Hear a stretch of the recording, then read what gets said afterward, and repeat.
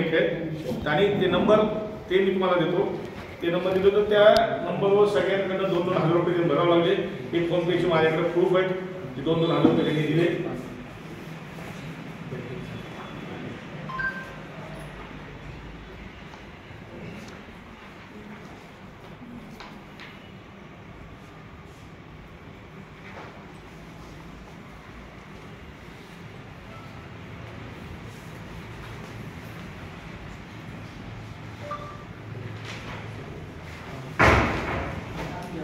आणि हे 2,000 रुपये त्यांनी कशासाठी गोळा केले होते आणि शासकीय बंगल्यावर जे कर्मचाऱ्यांना बोलून मेसेज देऊन 2,000 रुपये वसूल करणं, स्वतःच्या बंगल्यावर मीटिंग घेणं, ह्याचा उद्देश काय होता? हे पैसे खायचं उद्देशाने अधिकाऱ्यांना त्यांनी सांगितलं की आष्टी पालघर मतदारसंघात आता 370 लागू झालंय. कुठलीही गोष्ट मला विचारल्याशिवाय करायची नाही. कुठलंही जनतेचं कसलंही काम असू द्या ते मला विचारल्याशिवाय करायचं नाही. आमदार सुरेश अण्णा धस साहेब कॉमेडी मॅन, त्याचं उत्तर द्या. बंगल्यावर लोक तुम्ही बोलवतात, आम्ही बोलवतो. त्यानंतर अजून एक विषय की 2014ला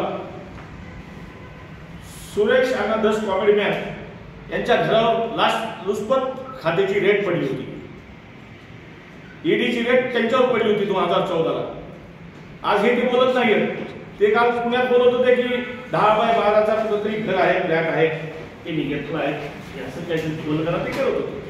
आता या ठिकाणी एक प्रमुख दैनिक आपल्या महाराष्ट्रातलं त्याची एक माझ्याकडे कात्रण आहे, एक त्याची प्रिंट काढली आहे. लोकसत्ता नावाचा पेपर आहे. सुरेश धस यांच्या घरावर लाचलुचपत विरोधाचा छापा. माजी महसूल राज्यमंत्री आणि राष्ट्रवादीचे नेते सुरेश धस यांच्या मालकीचे मुंबईतील कफ परेड येथील बंगल्यावर, परत एका विनंती, राष्ट्रवादीचे नेते त्या काळी सुरेश धस यांच्या मालकीच्या मुंबईतील कफ परेड येथील बंगल्यावर लाचलुचपत प्रतिबंधक विभागाने छापा टाकला. ईडीची रेड कोणाकडे पडली मित्रांनो? त्यानंतर गुंडगिरी, दहशत. आता हे मी जे उदाहरणं दिले ही गुंडगिरी आणि दहशत काय आहे? आणि हे म्हणतात ह्याचे हे आकार त्या हे आकार कोण आहे साहेब? अतिशय टेरिस्ट माणूस जो पुण्याचा डॉन म्हणून संबोधला जातो तो निलेश घायवाळ याच्यासोबत सुरेश अण्णा धस यांचे फोटो. निलेश घायवाळ हे तुम्ही आता गुगलवर सर्च करा, हे हस्ती कोण आहे हे तुम्हाला दिसेल. याच्यासोबत हे सुरेश अण्णा आहे.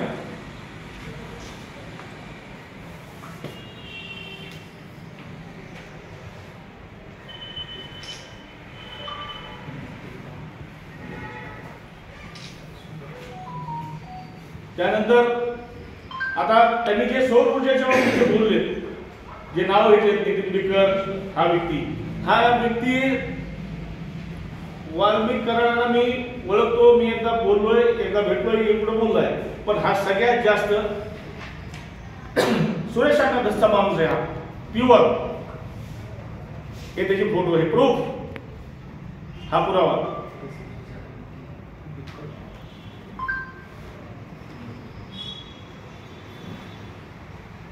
याचं उत्तर सुरेश अण्णा धस कॉमेडी मॅन आपण द्यावं.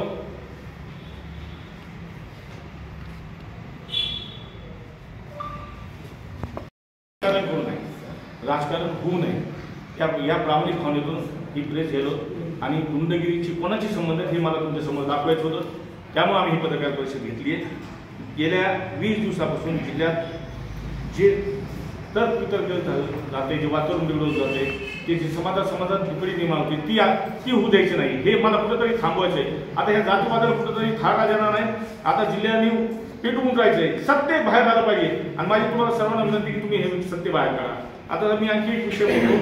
जे मुंबईचे डॉन आहेत, जिथं मुंबईत सगळ्यात जास्त जगातले जितके 2 नंबरचे व्यवसाय असतील जगातले जितके 2 नंबरचे जे काही व्यवसाय असतील, जे काही नशेचे ड्रग्स म्हणा त्याला ते म्हणा, ते जर कुठं भेटत असेल ते मुंबईतले.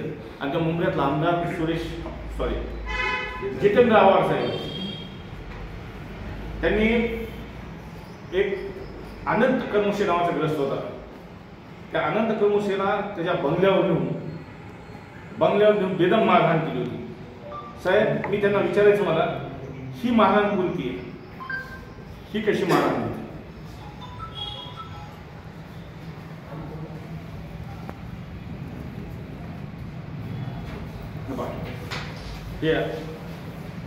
इथेच गॅसाचे स्कोप आहे.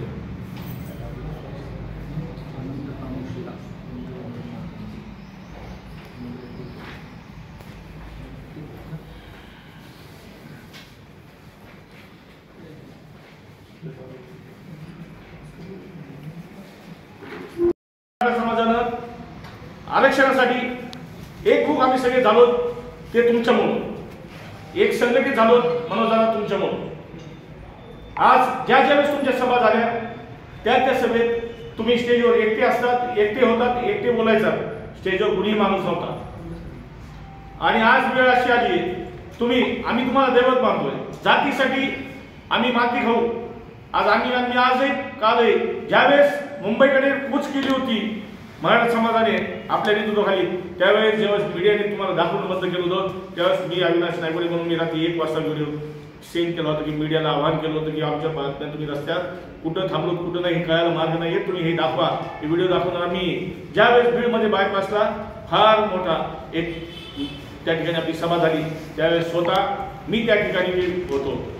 मी माझं दाखवायचं याच्यासाठी मला जे बोलायचंय हे आपलं सांगायचंय की तुम्ही माझ्यासाठी दैवत आहे. माझ्यासमोर फोटो आहे.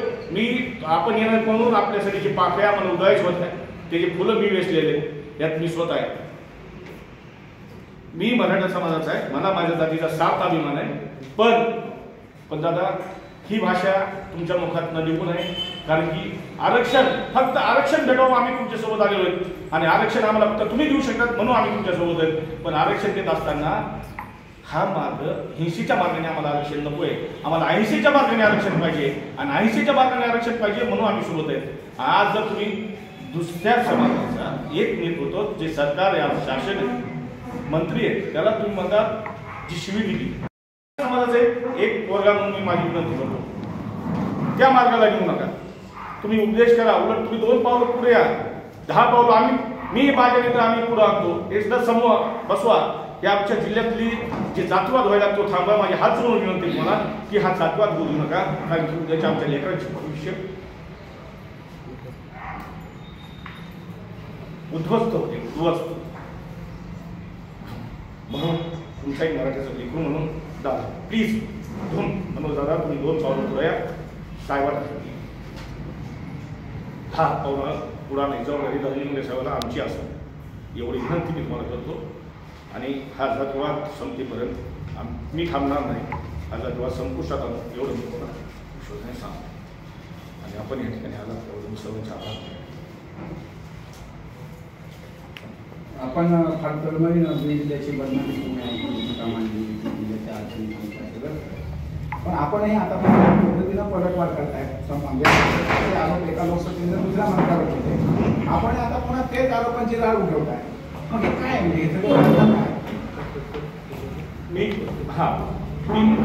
हे कशासाठी केलंय? कारण की सर 20 दिवस झाला मी शांत बसलो. आम्ही कुणी बोललो नाही.